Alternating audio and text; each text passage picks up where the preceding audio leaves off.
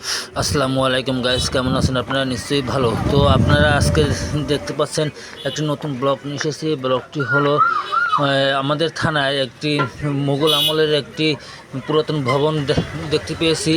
এটি পুরাতন মসজিদ। তো আপনি সেটা দেখতে আসতে পারেন, অনেক সুন্দর। একটা অনেকের কাছে কিন্তু একটা রহস্য ঘেরা কিন্তু এই ভবনটি। তো আমাদের বাবার বয়সী লোকজন, তাদের কাছে জিজ্ঞেস করছি, তো তারা বলছে যে আমার দাদার আমলের, কেউ বলছে দাদার আগের আমলের। তো এটা অনেক পুরাতন। তো এটা আপনারা দেখতে পাচ্ছেন, এটা কিন্তু বস্তাকাঠিতে অবস্থিত, এটা গ্রামে অবস্থিত। আপনারা এটা আসবেন, দেখবেন, ঠিক আছে? দেখার জন্য অনেক সুন্দর একটা পরিবেশ হবে। আর সেই তো সরকারের দৃষ্টি আকর্ষণ করছি, আপনারা কিন্তু আপনারা এটা রক্ষণাবেক্ষণের দায়িত্ব নেন। এটা পর্যটন এলাকা হিসেবে কিন্তু গণ্য হবে। তো আপনারা যারা এখনও আসেননি, আপনারা আসতে পারেন। একটা ভূতুরে বাড়ি, রাত্রে কিন্তু অনেকে এখান থেকে ভয় পায়।